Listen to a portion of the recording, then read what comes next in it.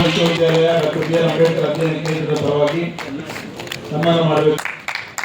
ಅದೇ ರೀತಿ ತಮಿಳುನಾಡಿನಲ್ಲಿ KSRTCಯಲ್ಲಿ ಅವರು ಈಗಲೂ ಕೂಡ ಅಷ್ಟೇ ಚೆನ್ನಾಗಿದ್ದಾರೆ.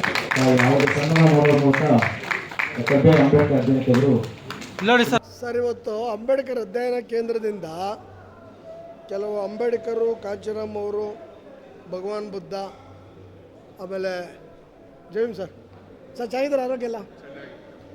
ಆಮೇಲೆ ಅಂಬೇಡ್ಕರು, ಕಾಂಚನಮ್ ಸಾಹೇಬರು, ಪ್ರೊಫೆಸರ್ ಕೃಷ್ಣಪ್ಪನವ್ರದ್ದು, ಭಗವಾನ್ ಬುದ್ಧ, ಇವೆಲ್ಲ ಅಂಬೇಡ್ಕರ್ ಅಧ್ಯಯನ ಕೇಂದ್ರದಿಂದ. ನಮ್ಮ ಎಂ ಗೋಪಿನಾಥ್ ಅವರು ಬರೆದಿರೋ ಬುಕ್ಕು, ಆಮೇಲೆ ಮೋಹನ್ ರಾಜ್ ಅವರು, ಆಮೇಲೆ ನಮ್ಮ ಮೋಹನ್ ಕುಮಾರು ಅಂಬೇಡ್ಕರ್ ಅಧ್ಯಯನ ಕೇಂದ್ರದಲ್ಲ ಒಂದು 6-7 ಬುಕ್ಕನ್ನು ಬರೆದಿದ್ರು.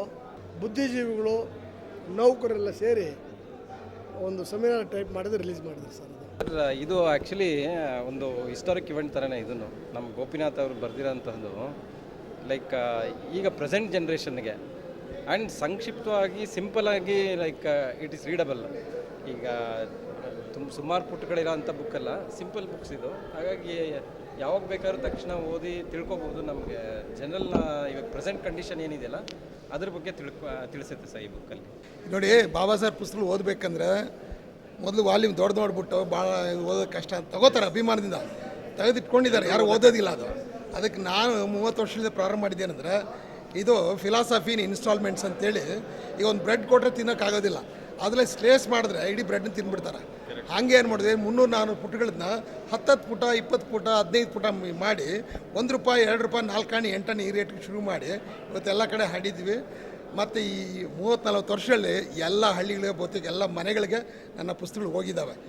ಅದು ಕರಪತ್ರ ರೂಪದಲ್ಲಾದರೂ ಹೋಗಿದೆ, ಪುಸ್ತಕದ ರೂಪದಲ್ಲಾದರೂ ಹೋಗಿದೆ, ಭಾಷಣ ರೂಪದಲ್ಲಿ ಯಾವುದೇ ರೀತಿಯಲ್ಲಿ ಹೋಗ್ತಾ ಇದೆ. ಮತ್ತು ಅದನ್ನು ಯಾಕೆ ಶುರು ಮಾಡ್ತೀವಿ ಅಂತ ಹೇಳಿದ್ರೆ, ಇವತ್ತು ಓದೋ ಹ್ಯಾಬಿಟ್ ಕಡಿಮೆ ಆಗಿದೆ. ಮತ್ತು ನಿಮಗೆ ಯೂಟ್ಯೂಬು ಅದು ಏನೇನೋ ಇದೆ ಚಾನಲ್ಸಲ್ಲಿ, ಯಾವುದೂ ಒರಿಜಿನಲ್ ಥಾಟ್ಸ್ ಸಿಕ್ಕೋದಿಲ್ಲ.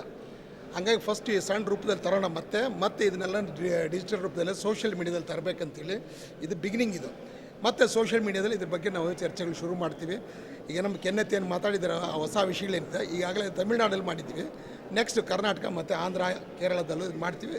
ಮತ್ತು ನಾರ್ತ್ ಇಂಡಿಯಾದಲ್ಲೂ ಇದನ್ನು ಮಾಡ್ತೀವಿ sir. That is the beginning.